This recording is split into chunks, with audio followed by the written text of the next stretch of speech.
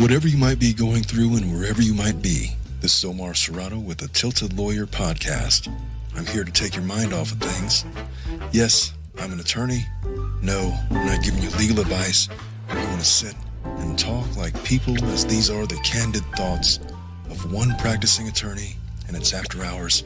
So have a seat. Feel free to have a drink and join me. Let's get started.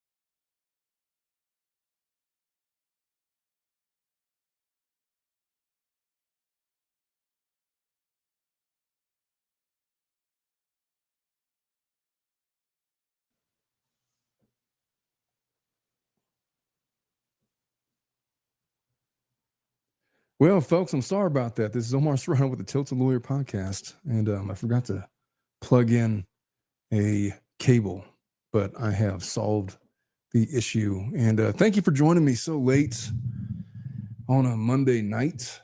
And look, we've been talking about this Blake Lively case for, 6 months now, half a year.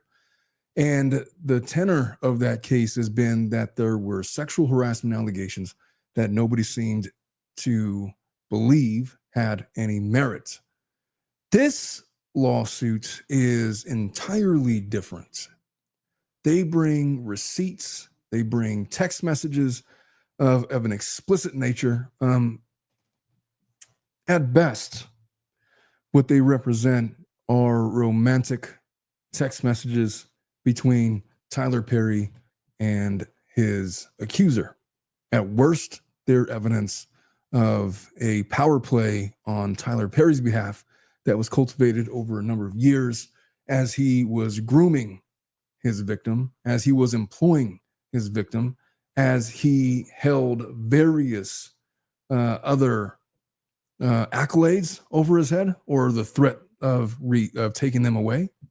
There's accusations that his character on the television show that he was an actor on was threatened to be taken away from him. It's like, if you don't make Perry happy, we just might have your character killed off.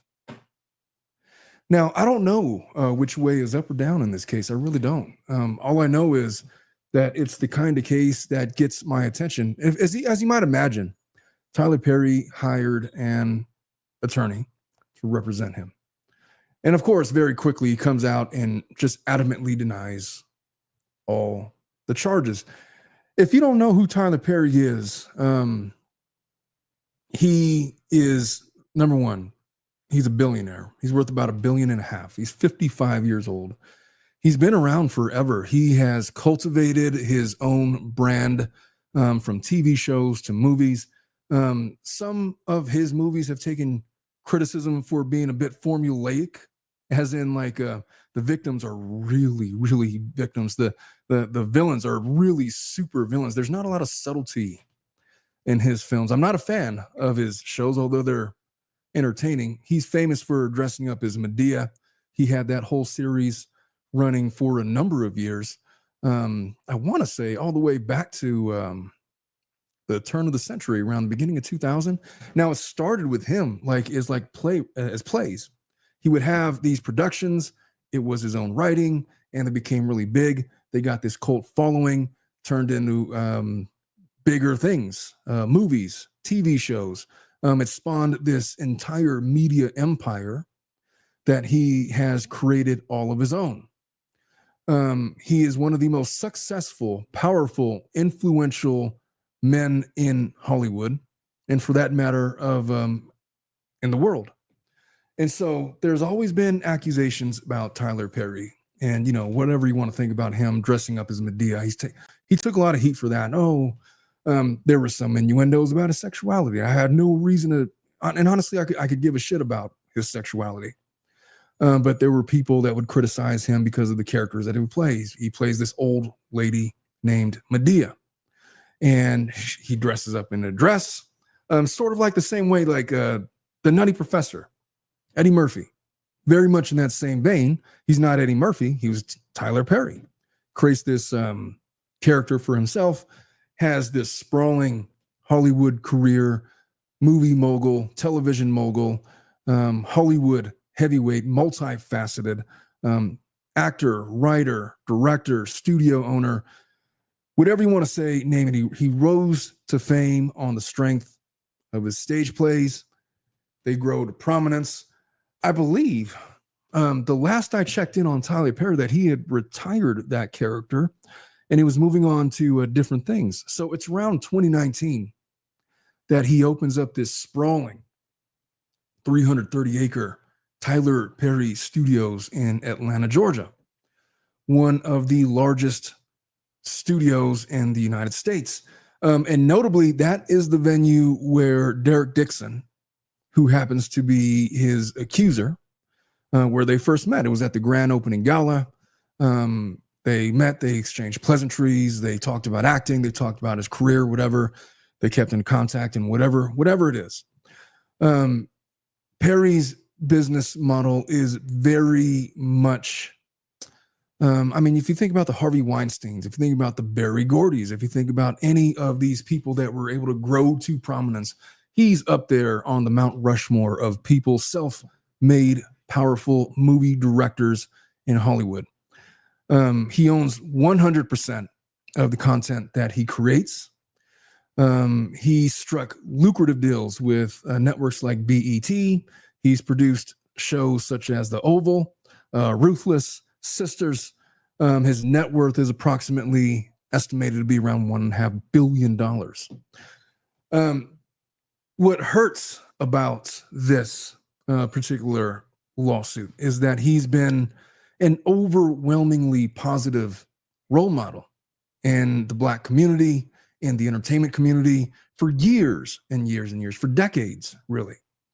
I wouldn't say that I would go so far as to put him on the same level as Bill Cosby, in the way that Bill Cosby was portrayed as like America's dad, and he had the Cosby Show, and television was just a lot different back in the 80s and 90s. He's done this in the modernized way of media, grassroots, producing his own films, employing his own actors, owning all the rights, not working with other studios, just completely from the ground up. He's always been this, positive role model. And so to see him in this lawsuit named in the vein that he's named is painful for a lot of people. And I've been trying to gather what are the wins of public relations with Mr. Perry. So with Blake Lively's lawsuit, from the very beginning, she was given the benefit of the doubt, but we were kind of looking sideways at the strength of the allegations. Like, so what else did he do? All right, he's acting inappropriate on set. How? And we stood up here and we read her entire 100+ page complaint or whatever it was. And we were just kind of waiting for something else to drop, because this can't be what he's getting sued for. Maybe all the details aren't out yet. Maybe they're waiting for other stuff. Maybe they're waiting for further discovery. No, not the case. Turns out that was the crux of it. This one is substantially different, and it comes with receipts. And I'm not talking about like, he invited her into the trailer when he's breast pumping, and then he gets upset when she's in a state of undress as people enter upon her invitation. It's nothing like that. This is completely different. He ingratiates himself with this young man named Dixon. He employs him as an actor, puts him in a show, is grooming him over a number of years. He makes sexual advances towards him. And it's not imagined. Like, it's either these were sexual romantic advances that were not nefarious, or they were nefarious in the vein that Dixon characterizes them. And I'll go through them a little bit. It's just, there's a lot more teeth to these allegations. Now, I've seen some of the people defending Tyler Perry, as in, these text messages don't prove anything. They could be anything. They could be just like romantic texts between lovers. They could be, whatever, but it doesn't prove sexual assault, sexual battery. And those are the charges against Mr. Perry. It's not just creating an inappropriate work environment. It's flat out sexual assault. These are flat out crimes. Like, they are torts, but in the state of California, these are also crimes. I mean, not just in California.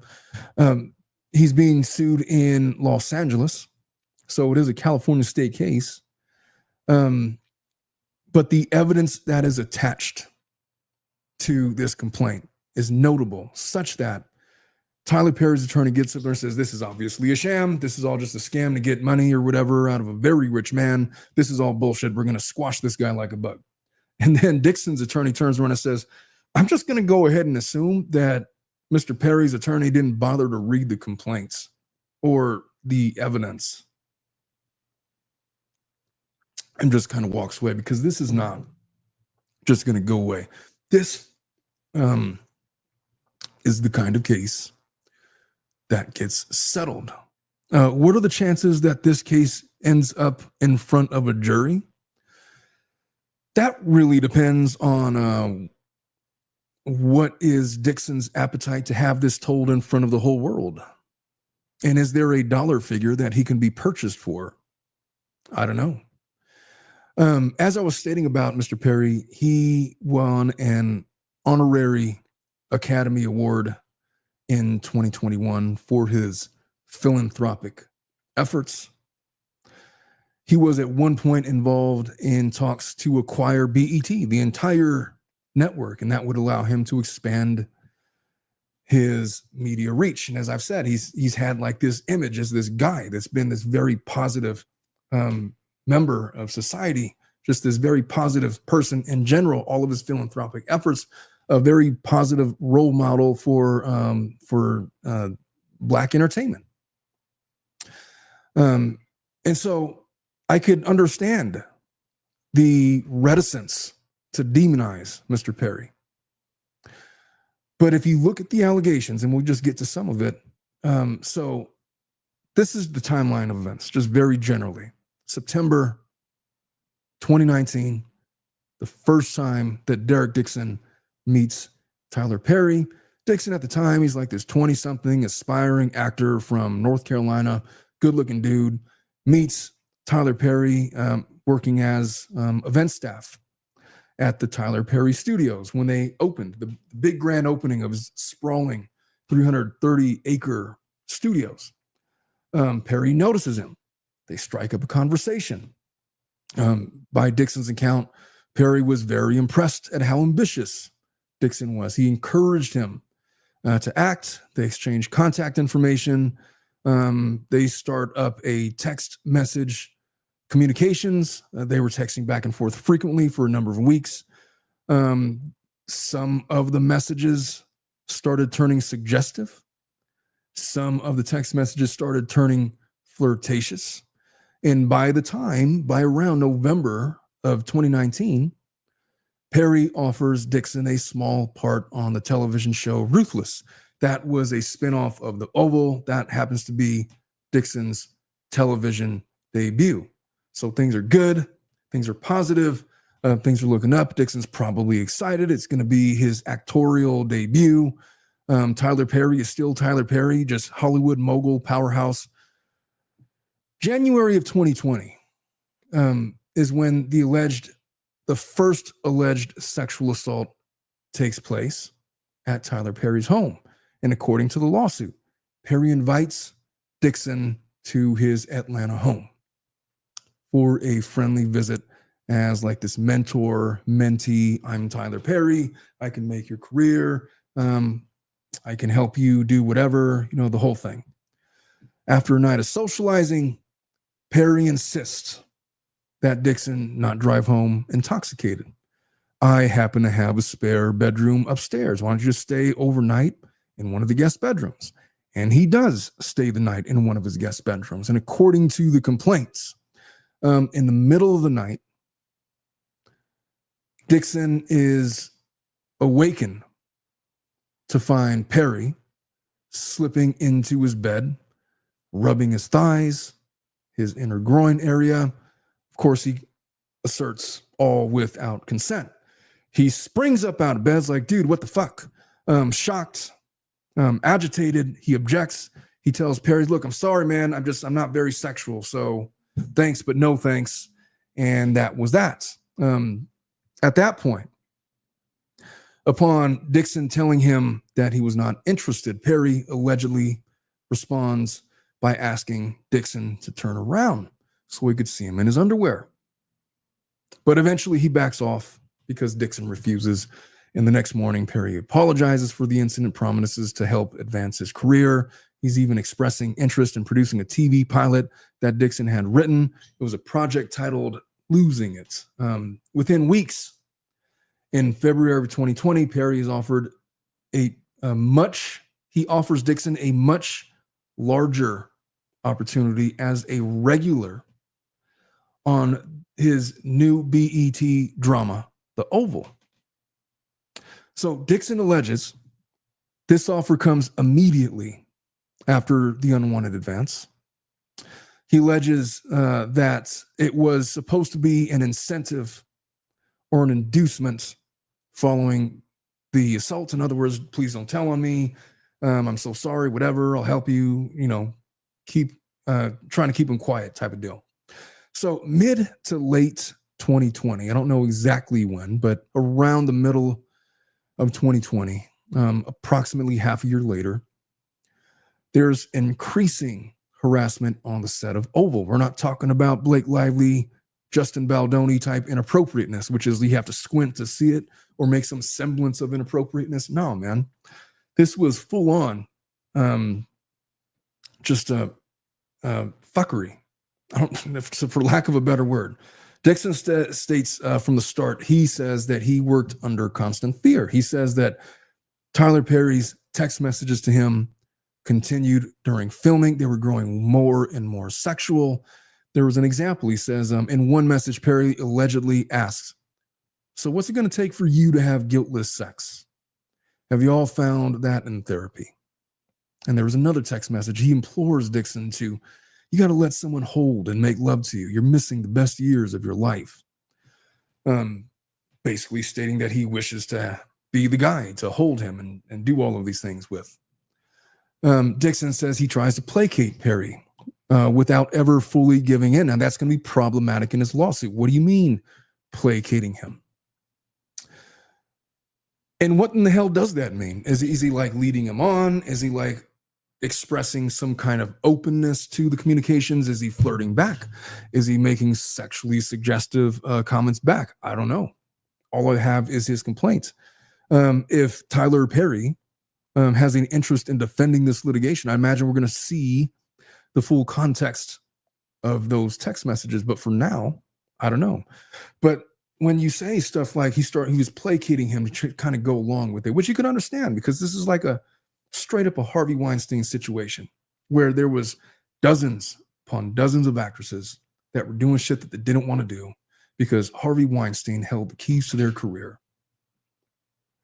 And for them to reject Harvey Weinstein would have meant the death knell to their burgeoning Hollywood career. Dixon is a nobody. He was getting paid, I think, at the height when he stopped, when he was let go on the show that it was on, The Oval. He was making like $400,000 a year, which isn't chump change, but it's not $1.5 billion. if you got aspirations to be a mainstay, a fixture in Hollywood, I guess the playbook for the last 100 years has been you do what you got to do, right? And we're starting to see that more and more from, I mean, not even the Diddy case. I mean, Diddy case is just the most recent salacious thing that's popped out. It just goes to show Justin Baldoni must have been a saint for them to have that level of accusations with that little of evidence that he did anything inappropriate. Just kind of speaks to, I guess, who he is as a person and how ridiculous the allegations were in the first place. They must have really been conjuring something. But take this all the way back to Bill Cosby, when he would do it to actresses that would come on and play these bit roles on the set of The Cosby Show. Take this back to Harvey Weinstein, when he would do the same thing, offering movie roles to aspiring actors and actresses in Hollywood.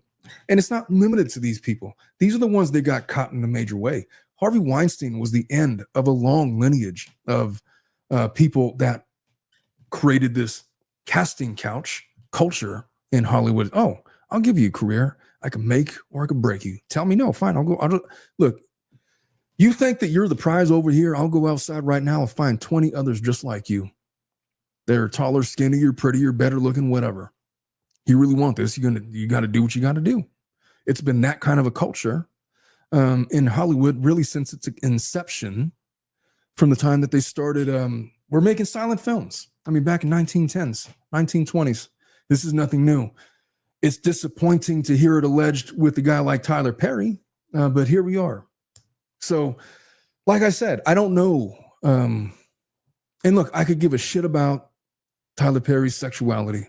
I've heard some disgusting comments about commenting, is he gay? Is he not? Who gives a shit? I've never cared about his sexuality. What this is about, what this case is about, is did he exert his power in Hollywood as a Hollywood mogul to groom and take advantage of and impress upon his power for this young man named Dixon, who was just trying to find a place in Hollywood for himself? Because it's no less a crime if that's what occurred than what Harvey Weinstein did to various different actresses back in the 90s and early 2000s. How is it any different? In my book, it ain't. And if this is, if he was brazen enough to do it to this young man, how many others? What's funny about these kinds of cases is usually these are the tip of the iceberg. If there's any veracity to it whatsoever, I'm just waiting that we're going to find, oh, here's somebody else, and here's a dozen more, and here's all these other people that want to come forward all of a sudden because now it's safe, because Dixon has come forward and been the person to take the brunt of all the criticism or whatever. And hey, I also was groomed and taken advantage of by Tyler Perry. I hope that that's not the case. Right now, what we have is one side of the story. And so I'm not holding out. Well, I am open to the possibility that what really happened here was a romantic interlude gone sour. They had something going on for a number of years and it turned sour and he was let go of the show, and this was always going to be his big play. And he's got these incriminating text messages, and Tyler Perry is a man of stature who he's trying to carefully protect his image for decades now. And this is his, look, he might not get $260 million, but hey, a $50 million settlement, NDAs for a guy worth $1.5 billion, drop in the bucket for Mr. Perry. What does this young man have to lose? Other than any prospect or hope of ever working again in Hollywood, if it turns out that these allegations are bullshit. I don't know. I guess that would be the risk, right? That is pretty much what he would have to lose. So we go from that, and then we have this. So Dixon saying that he tries to placate Perry without fully giving in, but he keeps on responding. I'm just not a very sexual person. But what does that even mean? What's the context of these messages? He's hoping to maintain boundaries. Meanwhile, on the set, Dixon's character arc becomes a source of implied leverage. So apparently, Tyler Perry privately warns Dixon that if he didn't keep Perry happy, his character, Dixon's character, could be killed off in the next season. And indeed, Dale's fate was left uncertain in the script. Perry had allegedly reminded Dixon that Dale would survive if he kept Perry happy. It was this quid pro quo suggestion that Dixon claims terrified him and caused him extreme emotional distress. During an Oval production trip in October of 2020, it was reportedly a cast excursion to the Bahamas. Dixon alleges that Perry gropes him again, grabbing his buttocks during a casual interaction. Back in Atlanta, Dixon says that Perry's sexual overtures escalated to physical aggression. In one instance, and the date is unspecified in the complaint, but it's described as later in 2020, Perry invites Dixon to his personal trailer on set, and there Perry allegedly pins Dixon against the wall and aggressively gropes his buttocks in a sexual manner. And there was another occasion there too after, where Perry starts a graphic conversation asking if Dixon likes it rough in bed, and then grabs Dixon by the throat mid-conversation and says, you look how excited you just got, before Dixon manages to push him away. So after that, Dixon claims that in December of 2020, he seeks medical help. A physician notes severe stress symptoms, insomnia, stomach issues, that he has dangerously low levels of cortisol. He's prescribed Zoloft for anxiety and PTSD. Now, that's already in the complaint. One of the causes of action happens to be intentional infliction of emotional distress. And I'll go over the causes of action so we know what we're looking at. But yeah, he's coming with receipts. He's got text messages. He's got legit prescriptions from a doctor, at the very least, for anxiety and PTSD. And I mean, keep in mind, these aren't like physical injuries. I mean, these are injuries that I guess you would suffer if you were the victim of somebody trying to take advantage of you in this way. So around June of 2021, this is the final alleged assault. Dixon continues working on the Oval into its later seasons, despite the ongoing harassment, hoping to just kind of navigate the situation. In June of 2021, Tyler invites Dixon to discuss his passion project, Losing It. That was his pilot that they had talked about before. They meet at Tyler's personal residence. Now, during this meeting, according to the lawsuit, Perry makes another advance under the guise of friendliness. He enters the guest room where Dixon is staying. He ostensibly tries to give him a hug goodnight. And then Perry yanks down Dixon's underwear, gropes his bare buttocks, and then he tells him, relax. Just let it happen. It won't hurt. He's attempting to initiate sex. Dixon claims that he deflects by pretending that he needs a snack. He leaves, steps out to try to order food, and then he locks himself in the bathroom for safety.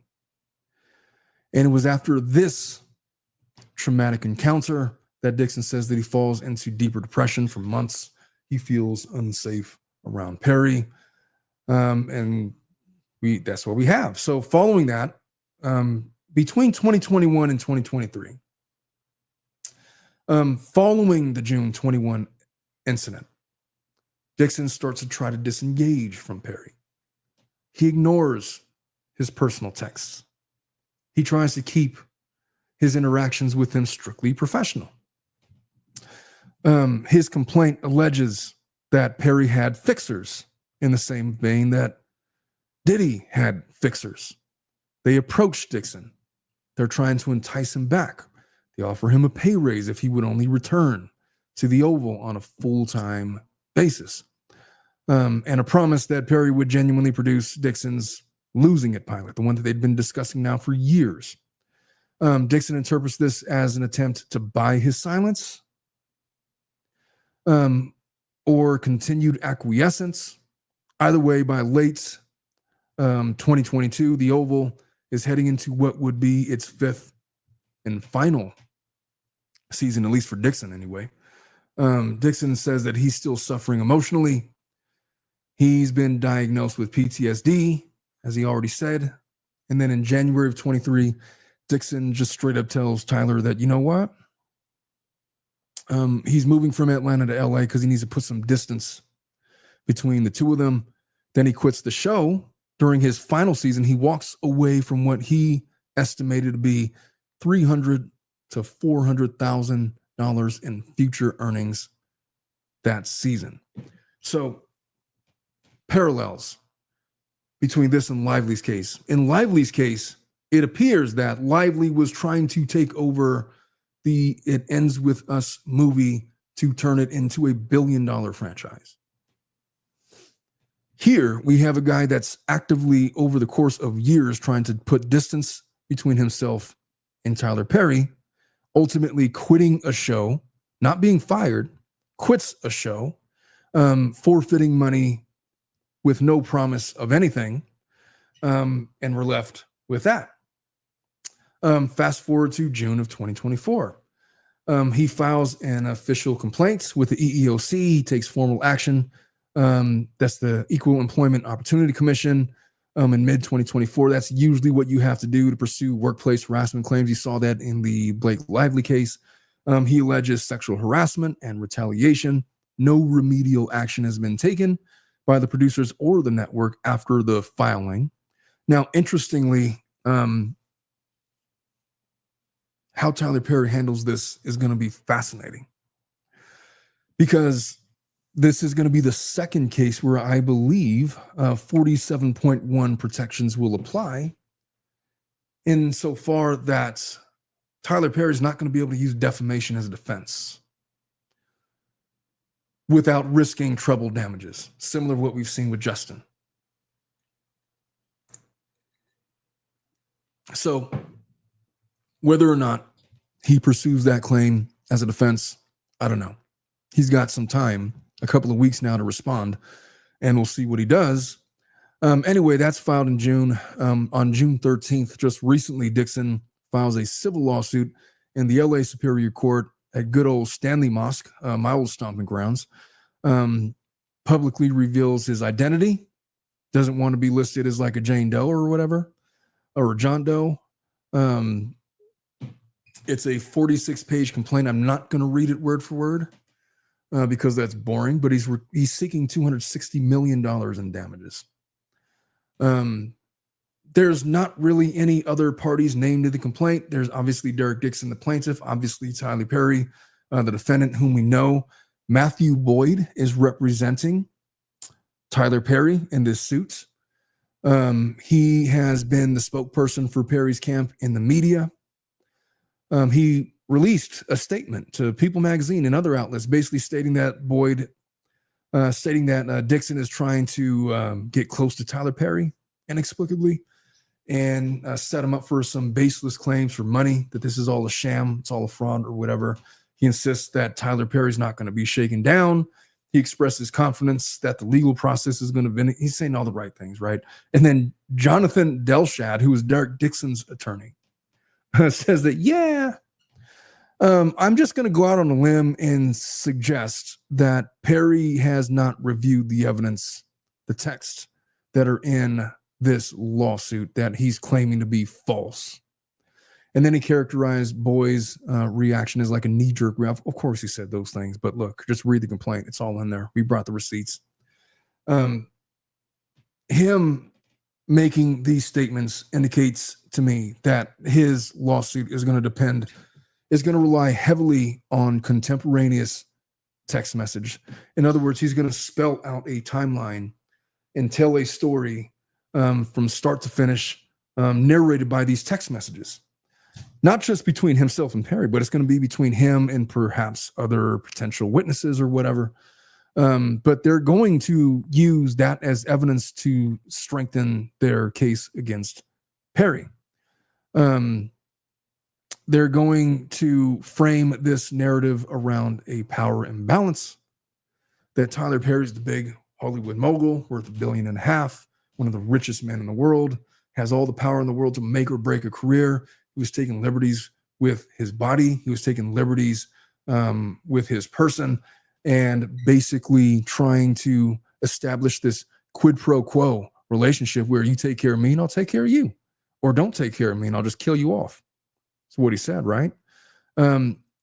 Interestingly, Tyler Perry Studios nor the BET Network have been named as parties in this complaint as of right now. At least right now, it's just Tyler Perry and his production company that are the defendants. And so whether or not they expand on this lawsuit, I guess we'll see. The causes of action, let me just pull up this complaint so we could all just kind of look at it together. But I've kind of just run down the gist. So if you're not interested in me reading stuff, then you're welcome to lop off. I just kind of wanted to do the rundown so you guys get the gist. How do I share stuff again? I think I got to do it like this. Here we go. All right. So this is the complaints.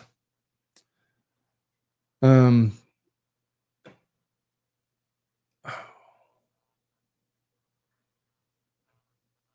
right. So this is the cause of action: quid pro quo, sexual harassment, work environment harassment, sexual harassment under 51.9, workplace and gender violence, violation of Bain Act 52.1, sexual battery, sexual assault, negligent retention, intentional infliction of emotional distress, retaliation. That's a FEHA claim. He's requesting a jury trial. This is just kind of reciting some of the stuff that we've already gone over. And these are the text messages that we had talked about. Like this one says, but I swear to you, I know how to fix this shit. I love killing a motherfucker on a show that no one expects. You could be sipping Mai Tais, counting coconuts right now. Think about the last episode. They are all shot out. They're all shot at. We don't know who lives. Exactly. I'm scared. They should be too. Nope, they're not. Last I checked, we all got the same bullets in us. They go on about that. These are some of the messages between him and Tyler Perry. Why did that photo make me jealous? You two together. Ha ha ha. I don't know. It's just Brad. LOL. He just wanted to go for a quick walk to get his steps in, and now I'm walking to Chipotle by myself. Thick Derek, get that Chipotle. They're talking about Dixon agreed and was on set with Perry behind the camera for weeks in close quarters. During the time they were filming, Perry would send flirtatious texts to Dixon, for example. In one message, Perry states that he was jealous when he saw Dixon going on a walk with another man named Brad. In another text message, Perry states, "What's it going to take for you to have guiltless sex? Have you all found in therapy?" This is the now what's becoming an infamous text message. Yes, it's the exact same kind of car, Geo Metro. And then Dixon responds, "Giving up my religious guilt, becoming a Buddhist? That's so cool where he came from. Unfortunately, Derek, I have friends who are in their 50s and 60s who are still dealing with that, and it's so sad. You can have freedom from religious guilt and still believe in Christ." Some would look at that text message and view it as innocuous, innocent, whatever. There's others that would view text messages like that as grooming. Paragraph 17, on one occasion when Mr. Perry was drinking, he started to become extremely annoyed when Mr. Dixon avoided him. Mr. Perry stated that of the 600 people in his phone book, he only wanted to talk to Mr. Dixon. And we go on to talk about that. I should probably look at some of these. What's up, Lauren Nighty? Oh, damn it.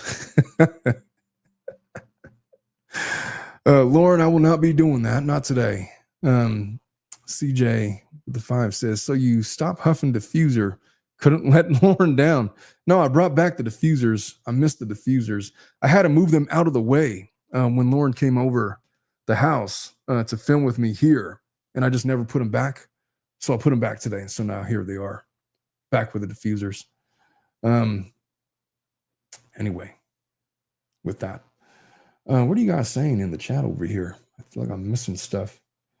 And when you have that much money, you feel untouchable, I guess. Just imagine $1.5 billion net worth. I mean, I'm just assuming that that's not all liquid.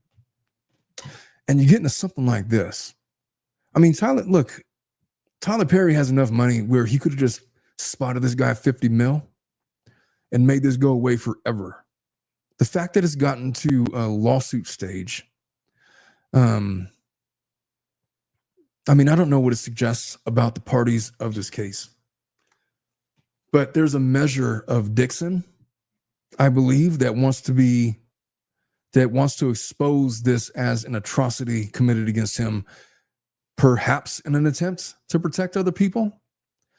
There's just not a chance in hell that this attorney that is representing him did not send some kind of settlement email letter to Tyler Perry saying, look, I'm coming out with this lawsuit next week. If you want to talk about settlement, this is my number. Otherwise, we're filing on July or June 13th. And then they do file. So I don't know. What I do know is this. This civil case does not involve criminal charges. Whether or not he's criminally charged for anything, I sincerely doubt it.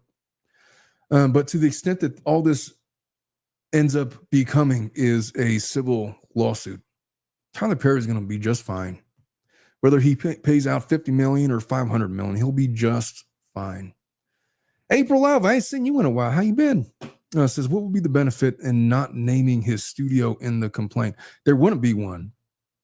I suspect there's going to be an amended complaint to include the production company. I don't know if that show, The Oval, was under the umbrella of BET or only, well, who are the name complaints?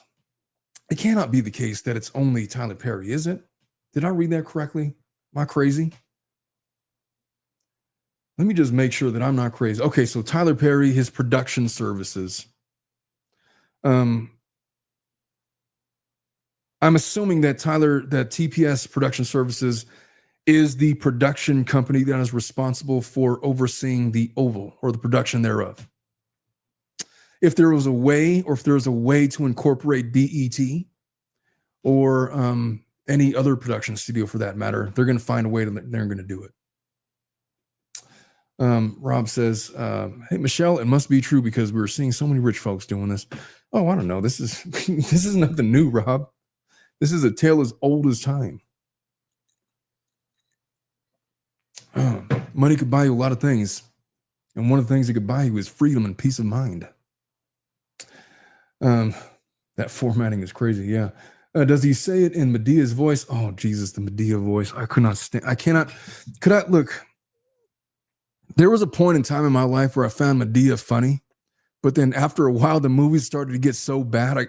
I think the last one I ever watched, when would it have been? Maybe 2007, 2008-ish. It was just so bad. It's like, there's just really no, I don't know. There's no subtlety. I don't know if his movies got any better, like in the 15 years since. But what I remember of Tyler Perry's movies is that they were just, there was no subtlety to them. Like they had the bad guy would be so obviously the bad guy. The victim would be like, oh, so obviously the victim. And then of course the Medea would always be like the hero or whatever. And she'd have her whole character and that became really grating. But hey, he had a following. And so I could appreciate what he did. You know, I mean, I get it. What's up, Redondo? Aquanata, how you doing? This is all crazy with Hollywood. There are so many lawsuits. Well, I think that I don't know what I think about this lawsuit just yet, because I know how Tyler's going to defend this. He's going to defend this as consensual flirting between two individuals. Sometimes text messages between friends become sexual. He was sending me sexual stuff. I sent him sexual stuff. Where's the assault? You know? Yes, I happened to employ him. I gave him a role in the movie. I was asking him to come back on the movie. I was offering him various different roles. I wanted to talked to him about this pilot idea that he had. I wanted to do a lot of things, and it was for a number of years. What incentive would I have? I imagine one of the defenses may be, I'm worth $1.5 billion. I don't need to be checking on this young man named Dixon. And of course, his retort is going to be, it wasn't about me. It was about the power dynamic. You being the big mogul who could squash me like a bug, and using that. Maybe it was him getting off on the power dynamic of it all. That happens sometimes with powerful men. And if you listen to the red pill generation, it's like something to aspire to. Fucking idiots.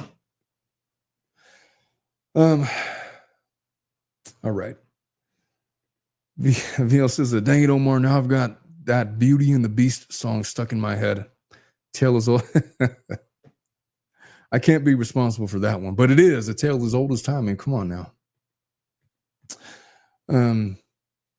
All right, let me get back into, anyway, it's Tyler Perry and TPS Productions. Whether or not BET finds its way in here at some point in time, I don't know. I do know that there are does 1 through 50. This could be amended to add other defendants, so we will see. Anyway, I was getting through these text messages. As I read these text messages that are in the complaint, I could see where people could find them innocuous. I could see that. Like, just read this one, paragraph 17. On one occasion, Mr. Perry's drinking. He started to become extremely annoyed when Mr. Dixon avoided him. Mr. Perry stated that of the 600 people in his phone book, he only wanted to talk to Mr. Dixon. I guess blue is Dixon. So this is Tyler. Treat myself right. What are you doing, Derek? Just talking to my sister. I roll. Fine. Good night. I'll go through the 600 people in my phone book and be annoyed that I don't want to talk to any of them. Trying to get off so I can go to sleep. LOL. I understand. LOL. LOL. Apparently, you're not the only one that's been drinking tonight. I just started. They didn't. LOL. Dixon did his best to. Come on, bro. I do this for a living, and these screenshots of text messages is just subpar, man. This is just inexcusable. They got to find a way to get better quality images into this complaint. This is just unacceptable. Unacceptable. As I'm reading this text messages, this image, there's nothing nefarious about this. I mean, they're planting this in the complaints to demonstrate the evolution of their communications. All I'm saying is, if you're looking at this through the lens defending Tyler Perry, there's nothing in here that is incriminating. If you're looking at this through the lens of Dixon, I think you're looking for something a little bit more than that. Then they go into paragraph 18, where he's talking about Mr. Perry's sexual aggression while keeping on Mr. Perry's good side. Mr. Perry made it clear to Dixon that if Dixon ignored Perry or failed to engage with the sexual innuendos, Dixon's character would die in the next season. And indeed, Dixon's character, Dale, was shot 4 times in the chest at the end of his first season on the Oval, and Perry always held it over his head, Mr. Dixon's head, implying that Dale would survive if Dixon kept Perry happy. And then they go on to talk about some of the other stuff that we had already talked about. I don't need to rehash through that. I just wanted to show you guys the text message. In paragraph 22, Perry kept telling Dixon that he was sorry about the harassment would not happen again. However, the harassment and assaults continued. Mr. Perry would also try to deflect the blame for the sexual assault by saying that Dixon didn't have a strong enough no. And here's the text message exchange. Again, Dixon is blue. Nice. Santa Monica is nice. I'm glad you're going out there. How is your no? Is it stronger? You got to have a strong no. Yes, it's strong. My mom literally thinks I'm going to sell my soul to the Illuminati. She heard Kanye say that it's real. Well, I don't think that, but I do think that you have to be able to say no and mean it and make it clear. I'll only say yes if it gets me an Oscar. JK, JK, JK. I hear you. Well, the only one who could have gotten that for you through sex is in prison. So just stick to the no unless you are really into him.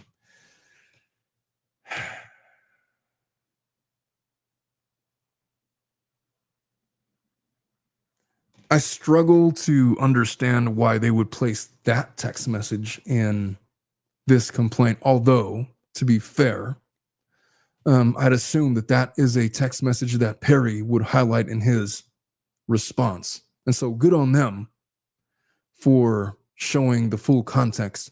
And again, I believe that their strategy is just to show these contemporaneous text messages to paint a picture of how this relationship evolved. And they're trying to explain these text messages in their own voice. You have to be able to say no and mean it and make it clear. Dixon did not know how to answer without facing retaliation, cancellation of his production, contact, or perhaps being killed off the show. They're going to have to show more than this text message is all. And they're explaining in paragraph 25 what we read. The only one who could have gotten that Oscar for You Through Sex is in prison, so just stick to the no unless you are really into him. I wonder if they're talking about Weinstein there. Perry reveals through these text messages that the no he was referring to was Dixon's no to sex in exchange for promotion in the industry, classically known as quid pro quo, sexual harassment. Perry sends this message to Dixon because that is exactly what Tyler Perry was doing. And at some point, Dixon left Atlanta and moved to Santa Monica to create distance from Tyler Perry. However, even at long distances, Mr. Perry continued to sexually harass Mr. Dixon. Okay. Now they talk about the parties. We don't need to go further into that. They're talking about venue and jurisdiction. They're going to get into the causes of action. And maybe I'll go through some of those. Or you know what? Nah. That's boring. Just the bottom line, for quid pro quo sexual harassment, the allegation is basically Perry is offering career opportunities in exchange for sexual favors. Simple as that. That he threatened adverse consequences if Dixon refused. And that is actionable under FEHA. It is actionable under Title VII of the Civil Rights Act. That it is illegal for an employer or superior to condition someone's job benefits on submission to sexual conduct for obvious reasons. I feel like that's pretty self-explanatory. The other one, hostile work environment, beyond the specific quid pro quo. That's Dixon's narrative of constant sexual innuendo, having to constantly put up with these sexual advances, unsolicited graphic text messages detailing some of Tyler Perry's sexual desires, groping incidents on set, off of the set. If those are true, if he proves that in front of a jury, that is the threshold, is likely to meet the threshold of creating a hostile work environment. I think it's notable that Dixon pleads that he had to tiptoe around Tyler Perry's sexual aggression when working with him just to keep his job. The sexual and assault and the battery aspects of it, those are literally crimes. Those are actionable crimes. But in California, that's also a tort, which allows you to bring it in civil court. So in civil law, a battery is literally any harmful or offensive touching without consent. That could literally be blowing smoke into somebody's face. That could be spitting on somebody. That could be, an unwanted touching. The assault aspect is putting somebody in reasonable fear of unwanted conduct, like threatening to punch somebody in the face and making them flinch or something. Might be an example of an assault. Throwing a baseball at somebody's face and missing could be an example of an assault. In this case, forcibly groping, pulling off his clothes, attempting to force himself on Dixon. That is pretty much a battery and an assault. It's not only a battery, but it is putting him in reasonable apprehension of additional unwanted touching, which is why those two kind of go hand in hand. California specifically recognizes under Civil Code 1708.5, battery as a tort. That's why it's here in this complaint. The retaliation aspect, Dixon is asserting that after he rebuffs Tyler Perry, he suffered professional retaliation. That's going to be actionable under FEHA and under Title VII. But Dixon, he's going to have to show that he engaged in protected activity, such as reporting the harassment and then experienced a negative result related to his job because of it. IIED, we've learned some about in the Blake Lively lawsuit. That is conduct that is so extreme and outrageous that it causes severe emotional stress. My favorite example in law school when I was learning that civil tort would be tying somebody to a tree and leaving them there for like 8 hours in the hot baking sun. While you were banging on drums and cymbals and all kinds of things, and just this psychological damage and torture, just such outrageous and extreme conduct to shock the conscience in that case. Obviously, there's lesser examples, but Dixon's going to have to show that Perry's behavior went beyond all bounds of decency, and that's usually met through sexual abuse allegations. If a jury believes that he was groped, that he was literally his pants were pulled down and he was grabbing on his private parts and doing other stuff in an unwanted way, that's going to meet the threshold potentially of IIED. He's got medical evidence to support it. He's got these prescriptions. He was diagnosed with having PTSD and other stuff. And so we'll see. At this time, there are no criminal charges that have been filed, but that doesn't mean that they will not be filed. And what's interesting about this is, in this civil case, Tyler Perry has no Fifth Amendment protections. This lawsuit might settle at the mere threat that having to be deposed, having to participate in this litigation, would subject him to having to testify in a way that would incriminate himself, that might lead the prosecutor's office in LA to bring him up on criminal charges. That might be a really good reason for him to try to settle this case before it ever makes its way anywhere. So I guess we'll see. The text messages are pivotal. This is not something that was imagined. This case is going to be told through electronic communications. And it's not just between Dixon and Perry. This is going to go between Dixon and his coworkers. This is going to implicate other people that were on set. It's going to implicate potentially their communications. If this actually gets litigated, there could be dozens and dozens of people over the course of a 4-year period where the relevant time period would exist that may be potential witnesses in this case.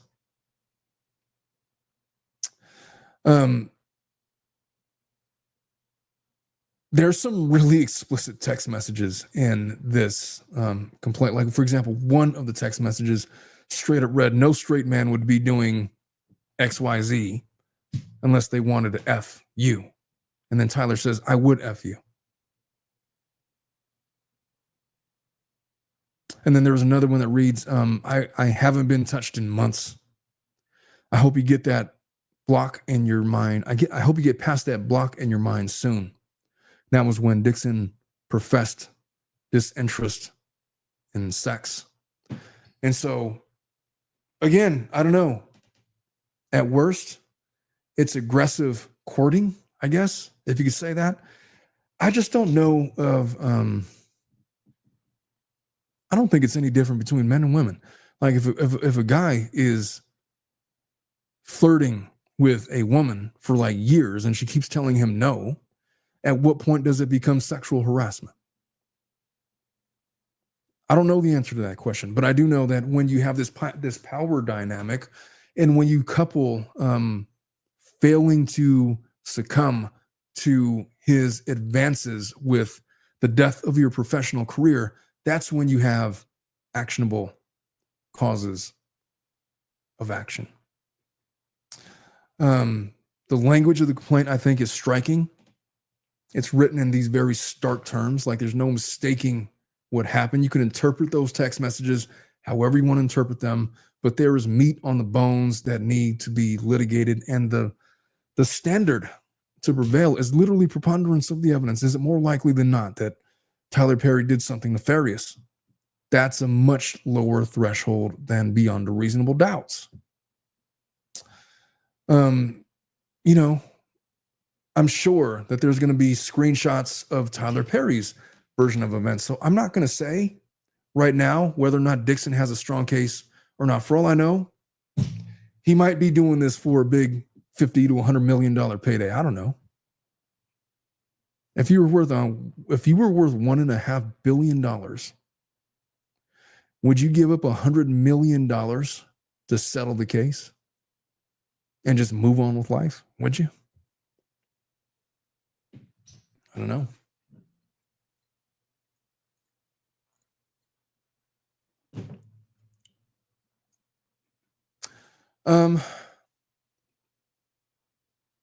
I think it's important to highlight that right now,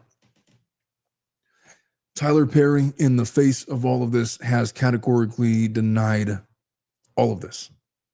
And so I have to imagine that what we're in store for is a strong response to this complaint that is going to come with Tyler Perry's receipts. He's going to have to explain these text messages somehow. What I'm curious is if this is going to involve a countersuit, similar to what we've seen in Lively versus Baldoni. And I got to tell you, it's almost malpractice when you're defending against a lawsuit as an attorney to not bring a countersuit. The problem is that what would the countersuit be for? It's literally defamation. What are we doing? Extortion? Is extortion going to become the new defamation now that 47.1 exists? That's a good question. I don't know. I don't know yet. We don't even know how this really even works yet with the Lively Baldoni case. And so how Tyler Perry responds to this complaint is going to be fascinating. Dixon has kept a low profile so far. He's not given any interviews. He hasn't posted anything on social media.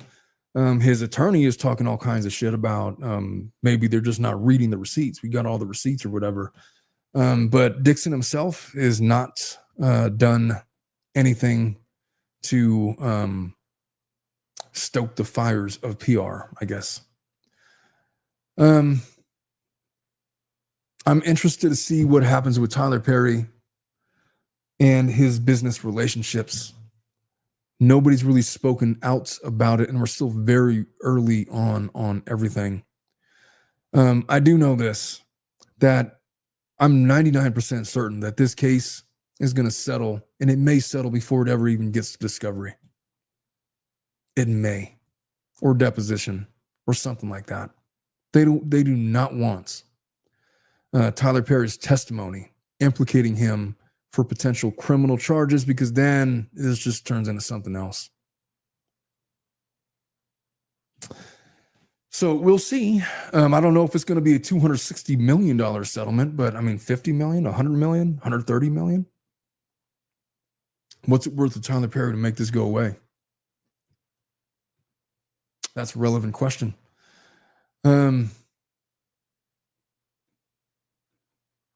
I don't know. What do you guys think about the strength of this guy's lawsuit? Aquinetis thinks that they're going to settle. I don't see any world where they don't settle, to be honest with you. I mean, this isn't Justin Baldoni. It's freaking Tyler Perry. He's got more money than, he's in the top 1% of 1%ers. Tyler Perry, I believe, is like 6'6". He's a big dude, man. How tall is Tyler Perry? Tyler Perry height. According to Google, he's 6'5". 6'5". So he's a big guy. Rob says, I'm going to wait to see if other actors come out. That's what I'm waiting for. I just don't expect that they will come out. Although I'll tell you this. If this is you saw it with Diddy, right? Like there was a number of complaints. There was a number of these random folks that just came out of the woodworks because, they might as well take their shot at a payday too. I mean, what's the worst that could happen? They lose, right? And so I'd be shocked if other actors didn't come out and try to attach their name to this lawsuit. What was your question, Redondo? I missed it. What is your question? Oh, you left me a start. A claim of intentional infliction of emotional distress should always be backed up by doctors' records. Not necessarily. I mean, it's not mandatory. It helps. It certainly helps. But if there's irrefutable testimony that some outlandish incident happened that was witnessed by others, and the injuries are obvious, you don't need a doctor's notes to suggest that the guy has PTSD. In other words, it's not an element of the crime. There is a world where you could prove damages from that cause of action without a medical diagnosis, although it is rare. So there's that. Let me see. Peapod says, 2 consenting adults. It's really difficult to look at the text messages that are in this complaint and think that there's not more to the story. You know, like I'd like to see the messages that Perry has in his phone before I start casting judgment on this case. I want to, I'm very curious about what his defense is going to be. And I guess we'll see. P-Pass says, I loved Medea. My roommate and I would watch the stage show and then watch the movies, but yeah, they got it. Yeah. Like after like the first couple times, it was like, okay, I get it now. Medea. She's quick to anger and she'll hit you with a frying pan and she has that laugh or whatever. Yeah, enough with the Medea. I think the smartest thing he ever did was retiring that character. But hey, would you dress up in a dress and play a character like that if it meant that you were going to build $1 billion empire? I'm not mad at him at all for that. Anyway, Rob says, wait for the discovery. I agree. 2 sides to every story. So yeah, we'll see. But I will say this, that hey, Boxing for Life is here. I ain't seen her in a while. I wonder what the messages and conversation was surrounding Dixon accepting a car from Tyler. Yeah, see, I don't know. For all I know, man, this could be a big money grab. What's the risk? Even if he offers up like here's $25 million. No, go shoot, fly, don't bother me. Hey, then he wins, right? So he was more believable as Medea. Well, maybe he was. Maybe there's some truth to that. Maybe Medea is his spirit animal, or his I don't know, his spirit guide, so to speak. Anyway, folks, that's all I got for you for today.